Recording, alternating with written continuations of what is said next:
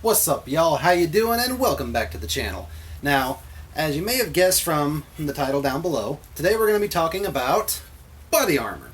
Now, yes, I know, recent world events have really highlighted both the necessity for body armor for us civilians, and also just how eager most politicians are to take this capability away from us. There's been a ton of channels out there, I've seen a few of them already, talking about uses for body armor, what type of body armor to get, which plate carriers to get, so on and so forth. And I know you've heard this probably a lot of different ways from a lot of different people, but this is just my little 2 cents. So, body armor. What is it? Why do you need it? How does it protect you? Well, it's simple and complicated at the same time, so we're just going to jump right into it. Now, there are 3 different types of body armor plates that you can place into your plate carrier. I touched on this a little bit in my plate carrier video, but I didn't really go in depth into it. That's what this video is for. Now, I don't have ceramic plates in my own collection, because I just really don't care for them. To me, they're kind of just a compromise between steel and polyethylene, which is the 2 main mediums that I have right here. And ceramic are good. I mean, it's what the military uses, mainly for cost reasons. And really what ceramic does, it's a lot like a steel plate, just like this one. But it's kind of a compromise, like I said. Steel, it's nice. Sort of. It's cheap. It's cost effective. It's easy to manufacture. You can find these literally anywhere. Heck, you can make these out of your backyard if you're a skilled enough metalsmith. Problems. Steel will get you killed. I've had a lot of people who have actual combat experience, police, military, even some prepared citizens who've had to use this. They all tell me the same thing. Steel will kill you. Unless it is very well made and you really paid the money to get the good stuff. Here's why. Now you notice this is not just a sheet of plain steel. Let me get some light on there. You can see this kind of rough stuff. Let me get you a little better view of that. This is called spall coating. This particular plate doesn't have a lot of it. This is a really cheap example that I've had laying around for a while before I upgraded. Dug it out of mothballs just for demonstration purposes. Now what this coating is supposed to do, basically it's rhino lining, just like you'd have in the bed of your truck. The idea is if you put a thick enough coating of this across the entire plate, when a bullet hits this steel plate, the idea is that the spall, which is created from that bullet pretty much destroying itself, smacking into this steel face, is going to be caught by the spall coating. Because people don't realize this. A lot of people see movies and video games and stuff and think that these things can just take hit after hit and keep on trucking all day long. It's not so. When a bullet hits a steel face like this, let's say it's just like shooting a steel target. The bullet comes in, hits the steel. What happens to that bullet? Well, if it hits just right, say a glancing blow, it's going to deflect off of the steel just like it's supposed to do. It's going to ricochet off into who knows where. If it comes in at a downward or an upward angle, same thing. It gets deflected and maybe you'll get a little bit of spall. More often than not, though, if it takes a direct hit, that bullet is going to transfer all of its kinetic energy into this hunk of steel, which is then going to, one, be forced back into your body. So let's say you're wearing this. This is on your chest. Bullet hits it head on. All of the kinetic energy stored in that round, let's say upwards of 40,000 psi chamber pressure, something like 4,000 feet per second, 3,000 feet per second, depending on which round you just got hit by, all of that is being stopped dead against this piece of steel. And as Newton's law clearly states, for every action there is an equal and opposite reaction, meaning that all the force that is being enacted on this plate is not being transferred into your body. For one thing, that is going to slam this piece of steel against you. It is not uncommon at all for people to break their sternum, crack or break ribs, have punctured lungs, punctured intestines. These things really hit hard when that bullet hits them. But also another thing that happens, when that bullet hits the steel, the bullet, the components of that bullet, the lead core, the copper jacket, maybe even that penetrator head if you've got an AP round, it's going to destroy itself. It goes flying everywhere. That's where the danger comes in. Because if you're wearing this piece of steel up against you like so, look what's very important that is located right above that plate. Pieces of sharp metal bouncing up and hitting you. Not a good day. And if you've got your weapon up, like so, very important veins running through these arms. Again, pieces of hot, sharp metal and vital blood pathways do not make good bedfellows. This is a very bad day. So unless you have a really good spall coating on these and a really good pressure or trauma pad behind this, which is going to cushion the blow of that smacking into you, now it's not going to completely alleviate it. Again, movies and games lie. If you take a round in this plate, you're gonna feel it, no matter what kind of armor you have. Very likely it's gonna knock you on your ass. It's the only time that most modern rounds will actually knock a person down is if you take it in the plate. But, that's a con. Let's go back to a pro of steel. Like I said, these are very, very affordable. They are very cheap, very easy to produce. You can make these pretty much out of anything. Now, if you try to DIY this, which I do not recommend, I still say you should buy from a reputable dealer, say like AR500 or Spartan Armor or something like that. You can get these for about $50 a plate. If you get the extra coating, that's an extra $10-15. Trauma pad to put behind that, let's say $15, maybe $20 if you get a good one. So total investment, 50, 60, about $80 per plate. So you can outfit yourself pretty easily, assuming you spent good money on your plate carrier. Now, again, as I said in my plate carrier video, I will reiterate this because it is very, very important.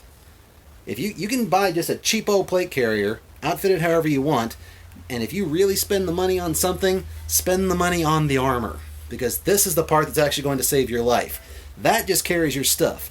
This will save your life, whether it's steel, ceramic, or polyethylene. Again, I don't recommend steel. This is not a good option. If you can afford it, definitely step up to either ceramic or polys. But again, if you're short on cash, and this is all you can afford, it's better than nothing. But definitely invest in that good coating, because that's the main thing that's going to kill you. Now, another con. Steel is heavy. Now this plate right here is about 8 pounds. About normal for a plate this size. This is a standard 10 by 12 plate. If you put it on like so, see it covers the vital areas, covers the heart, covers the lungs, covers the diaphragm, maybe the bottom of your throat if you're a small enough guy, and these come in different sizes. This is the most common size. This is a medium sized plate. A small plate, I believe, is an 8 by 11, something like that. Correct me in the comments if I'm wrong. Probably am. I know for the large size plates, which some people recommend, I'm not a fan even though I am a bigger guy, because yes, it offers more coverage, a little more protection, but it also hinders your movements. You can't really, like with this, I can move my arms, I can get my weapon up, I can manipulate things on my kit without really a whole lot of issues. Now the larger plates, which are 11 by 14, that's another inch this way, another 2 or 3 inches this way.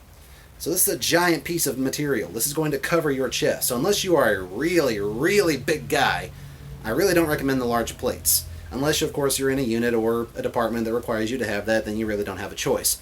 But if you're just a prepared citizen who's preparing for the worst, this is probably the way to go. That being said, moving on from steel to ceramic, there's not really a whole lot of difference between steel and ceramic plates when it comes to weight. Ceramic, in this same size, would probably weigh 6 or 7 pounds. So you're saving a pound or two. Now that's a good thing, because if you're looking around, take it from me, I had to do this a couple times. If you're lugging around a set of these in your plate carrier, that is 16 pounds of dead weight, not counting if you have side armor, which is a thing, I'll get to that later. Those are about 2-3 pounds each, depending on what you got. But if you have just a set of these, 16 pounds of dead weight. That's before you start adding stuff to your kit. That's before the mags, before the med pouches, before the battle belt, before the hydration, before the comms, before all the stuff that you would put on your actual kit and have to lug this stuff around all day long. Now, granted, if you're in a close quarters environment, say I'm out here in the Missouri woods, people don't realize out in the woods it does qualify as close quarter combat. Close quarters combat is defined as anything 100 meters and in regards to combat. Everybody hears close quarter combat and they immediately think, oh, you're talking about kicking doors, clearing rooms, clearing buildings. Yes, that's the most popular type. That's the type that gets all the attention.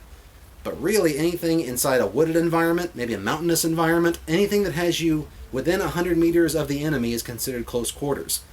Those are the situations that you really want a set of this.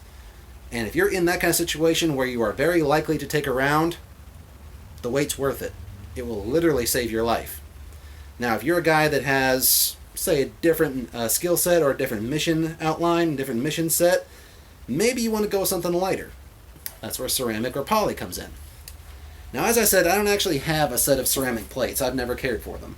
But a lot of friends and a lot of acquaintances that I have are former military, and the military uses ceramic plates. The biggest complaint I've always had is, unlike steel, which can take pretty much as many rounds as you want to put into this thing, I believe they have done a lot of tests on these. I'm not rich enough to do one myself, forgive me. They've put over 100 rounds into a plate like this, and it survived. Now, did the person wearing it survive all those rounds? Probably not, because of spall and all these other issues. But the plate itself will survive. Ceramic plates of comparable size and weight can only take maybe 6 or 7 rounds, because the material itself is a lot structurally weaker than steel. Yes, it is very, very strong ceramic material. I don't know the exact composition. Please correct me in the comments. But it is a ceramic material, very high grade, very ballistic resistant. But after 6 or 7 rounds on that material, it deflects it a lot different than steel does. Steel absorbs all the shock or deflects the round completely. Ceramic is designed to absorb a lot of that shock, but to basically destroy itself before stopping the round in place and then absorbing all that shock. It's meant to dissipate some of that force away from your body into the plate. The problem with that is ceramic breaks. It cracks. If you take 2 rounds in the same spot on a plate, which can happen, or not even in the exact same spot, maybe within an inch or 2, it's a problem. Because that first round, yeah, it stopped it, but now the material's cracked. Another round hits right on top of that, or right next to it, within an inch or 2. Now it's cracking even more. You take another round in that same spot or in the same general area from a very skilled shooter, that plate probably won't protect you anymore. If you take a round on the edge, whereas on steel it might just chip away the coating, or maybe just take a piece of bullet off that with it, ceramic will chip off. It will break. So ceramic is awesome. It's cost effective. It's only slightly more expensive than steel, but it does have its drawbacks. And that's really all I have to say about steel and ceramic. They're very similar, as I said, and also ceramic is rated for higher calibers, which I'll get to in a minute. And here I have the different levels of armor. We'll get into that in a second. Now, as far as types of armor, next you have my personal favorite. These are polyethylene artificial plates. This thing is light as a feather. Yes, they're a little thicker. They're about between an inch and an inch and a half wide, depending on the company you have. This is one of a couple of sets that I have laying around. Not the best thing on the market, still kind of bargain basement, but I'm a poor, what can I tell you? Now, the great thing about these things is one of these offers the same amount of protection as one of these at a third or a little less than half the weight.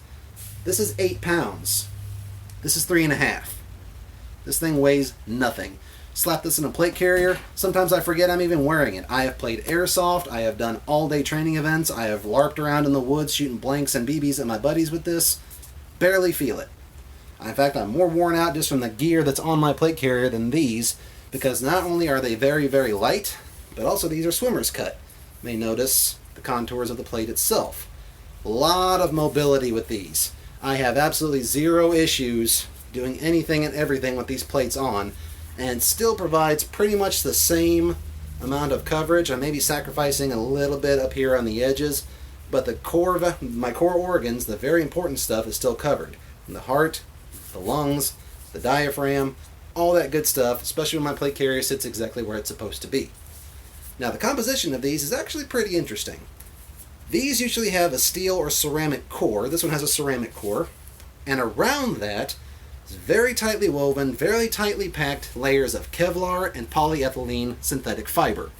That's what makes these so light. They do have a solid core right here in the middle of the plate, which is actually going to stop or deflect the bullet depending on how it hits and what type of bullet it is.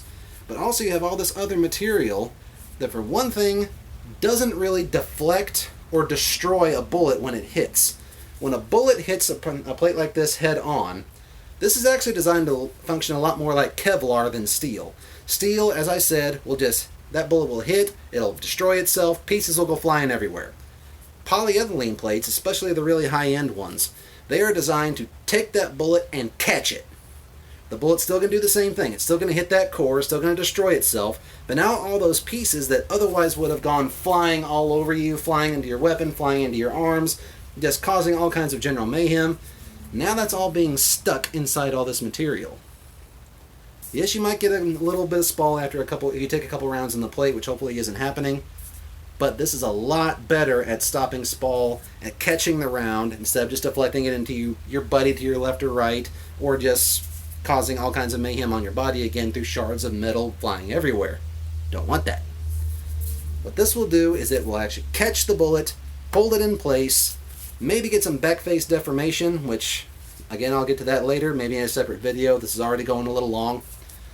Back face deformation, just to touch on it real quick, that just like it sounds. When the bullet hits the front of the plate, sometimes it smashes in the back. On steel, you generally get absolutely none unless it's a very, very high caliber.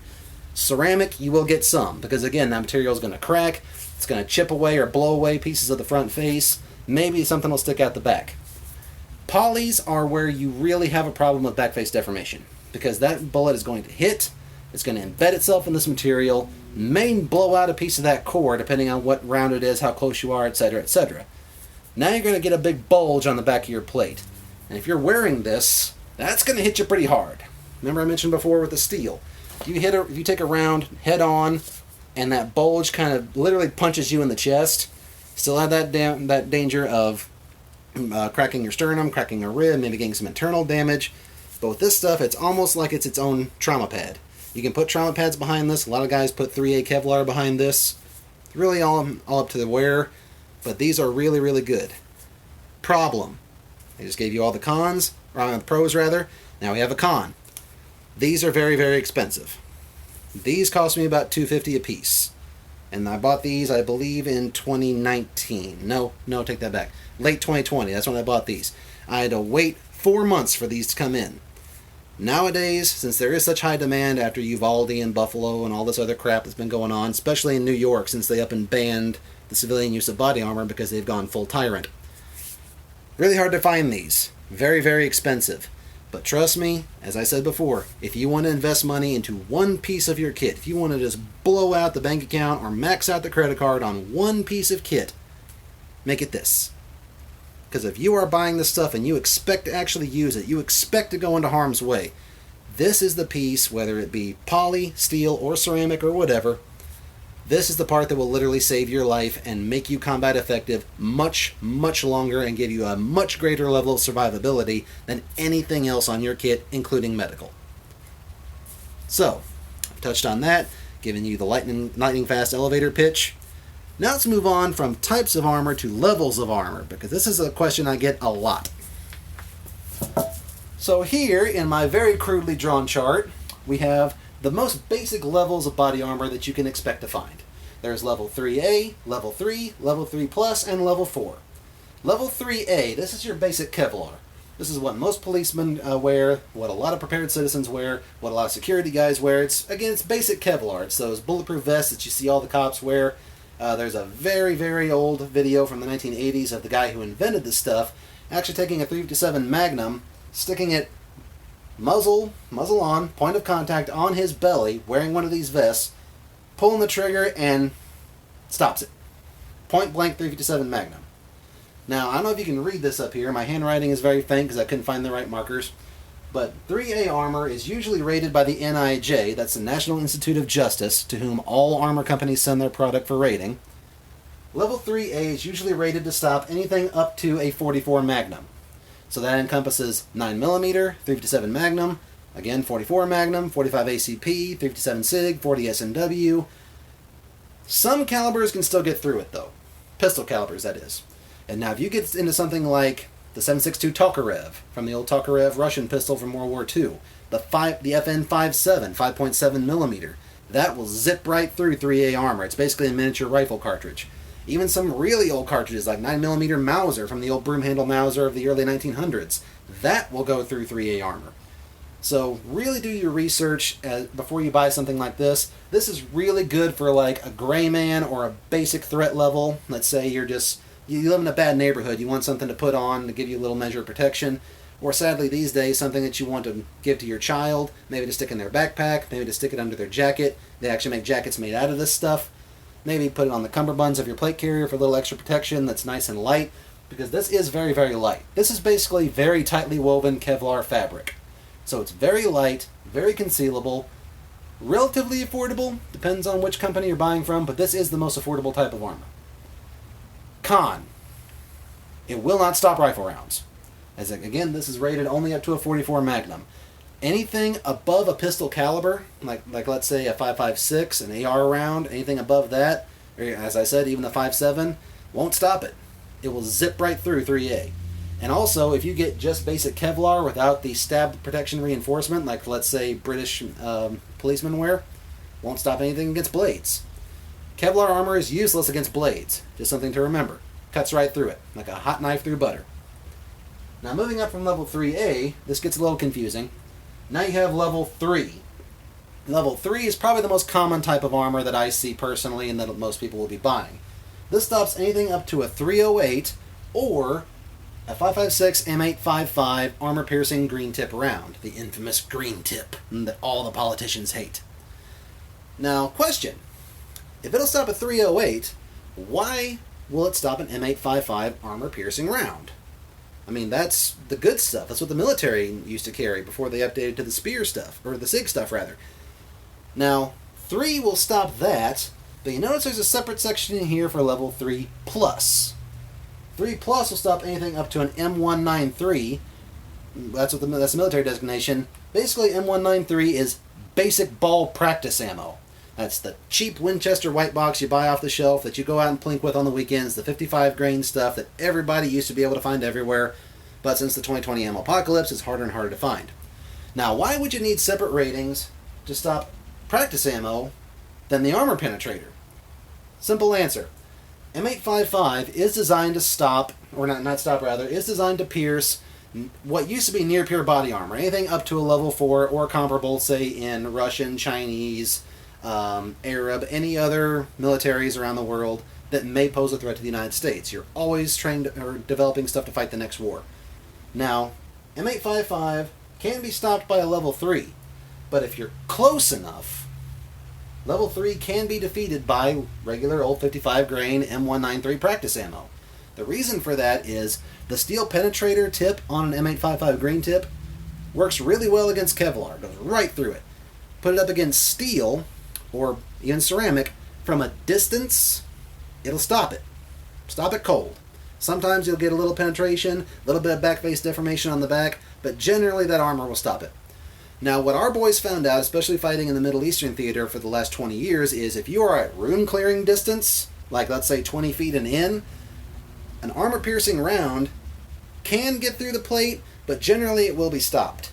Now, if you take, and now by the way, for those of you that don't know, M855 is 62 grains, that's the bullet weight, as opposed to the M193, which is 55 grains. It's a lot lighter, flies a lot better, that's why we use it for practice, it's also cheaper, but has a lot more speed to it. The 55 grain, especially if you're a hand loader, that can get up to almost 4,000 feet per second at the muzzle. An M855 round, a lot slower, usually it's 2,900 feet per second, just under 3,000 feet. That makes all the difference whenever you're in a close quarters engagement, 100 yards and in, or even worse, 25 yards and in, worst case scenario, across a room, 20 feet. At 20 feet, the armor-piercing round can be stopped by level 3, but level 3 will be defeated by M193. I know this is a lot of stuff. I'm trying not to PowerPoint you to death, but this is very important to know. Now, level 3 and level 3 plus are separate ratings. Level 3 plus is actually not an official NIJ rating, so if you see level 3 plus on an official plate, doesn't really come from the NIJ. I believe they're starting to make it a separate category because so many people are looking for this. Level 3 is an official Level 3 is an official NIJ rating, and most people say it will stop M193. But people I've talked to with personal experience for this say that the practice ammo will go through a level 3, but not a level 3 plus. The plus basically means that they have hardened or contoured or reinforced, done some kind of engineering magic to these plates on a level 3 level to stop the M193. So, I know that's a lot of information to process. Feel free to rewind and play me again, slow me down a little bit because I tend to ramble. But that's really important to note, depending on which threat level you are preparing to defeat. Now, going up from level 3 plus, now you have the current highest rating that you have for body armor, which is level 4. Level 4, that's the granddaddy of them all. Level 4 will stop anything up to a 30-06 black tip armor-piercing round.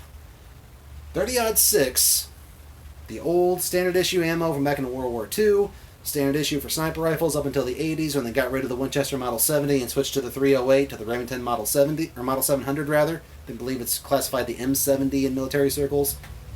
30-06 will defeat everything on this list except level 4. Level 4 is made specifically to handle heavier calibers. Now up here on level 3 I said it'll defeat a 308. That's the most common battle rifle cartridge in the world. Battle rifles, we're kind of going back to that in the military, but I'm not going to get too far into that. Back in the day, say in the 50s, 60s, 70s, when we were still getting the hang of the intermediate rifle cartridge, battle rifles were the thing. The U.S. was supposed to have one. We were supposed to be the spearhead for NATO. Everybody was switching to the 308 in a battle rifle rather than the 5.56, which we eventually did and screwed everybody up. That's why they started making this armor back then, to defeat the 308. 308 is a great long-range cartridge, has a lot of power, a lot of meat to it. Can't carry a lot of ammo for it because it's very heavy. The rifles are usually overpowered for close-range engagements. They're meant more for 500-600 yards. That's one reason we switched to the 5.56, but again, I'm rambling. Level 4 is also going to be the heaviest of all of these armors. Level 3A, it's like wearing a heavy t-shirt, like the thickest sweater you own. That's level 3A. Level 3 and level 3 plus, that's this. This polyplate I have here is level 3 plus rated. By the manufacturer, again, not by NIJ. It's not an official NIJ rating, just take note of that. This will stop anything up to a 308. This will stop M193 or M855, 5.56 armor-piercing rounds. Now, if somebody opens up on me with a 30-06, or even, besides that, a 300 Win Mag hunting rifle, even something bigger than that, like a 7mm, this ain't going to do squat. That 30-06 is going to go right through this. I'm going to take that round, I'm going down, I'm having a very, very bad day. Now, if I wanted to step up from this to level 4, now this plate gets heavier. As I said, this plate, swimmer's cut, level 3 plus, about 3.5 pounds. If this were a level 4, this is a 5-pound plate. Maybe even 6 pounds, depending on the manufacturer and, again, exactly what you're buying. You spend a lot of money on this, they get a lot better, but they're also a lot heavier.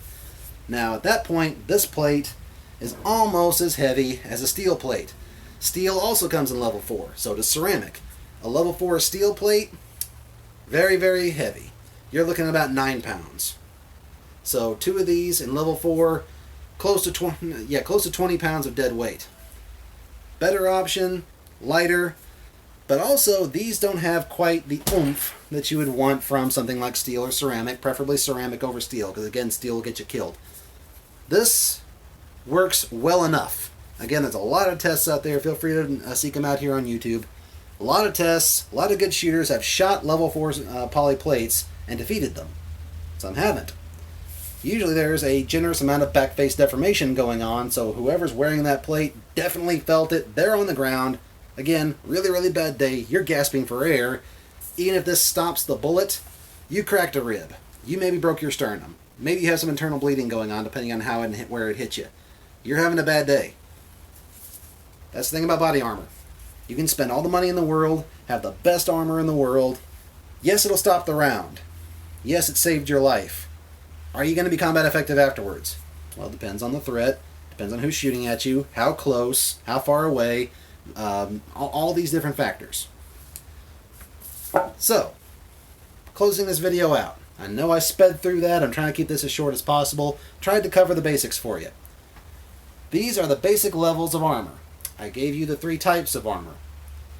The best piece of advice I can give you when it comes to actually choosing your armor is, I'm trying to make it short, I'm trying to simplify it.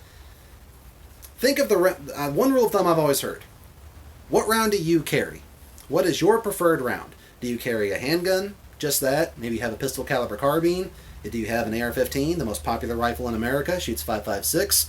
Maybe you're good old boy. Maybe you're big hoss and rocking with a 308, I don't know, Scar Heavy or AR-10, maybe one of these new SIG Spears, something in 308 or heavier.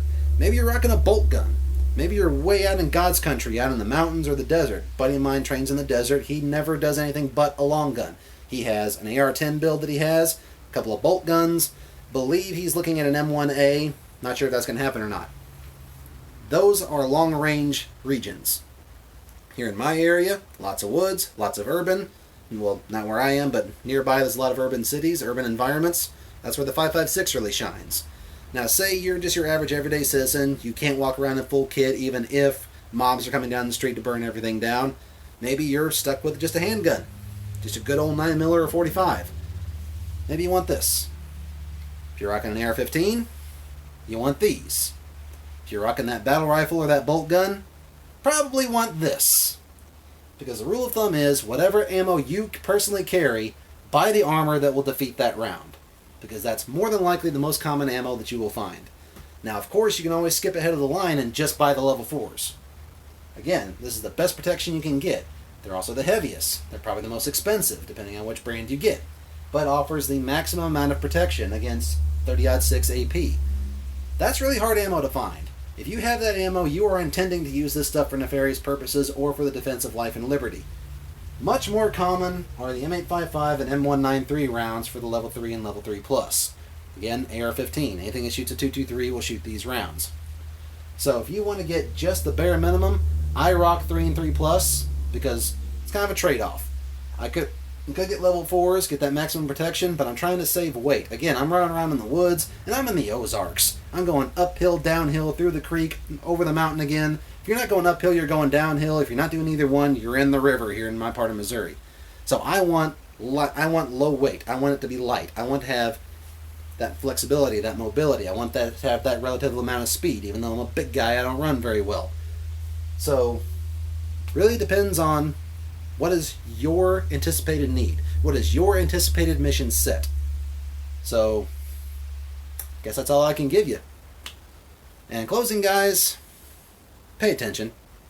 The world is becoming more and more dangerous by the day. We have had situations like Uvalde, like Buffalo, like all these other shootings that the media suddenly has decided to pay attention to.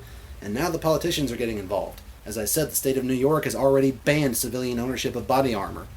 It's not good.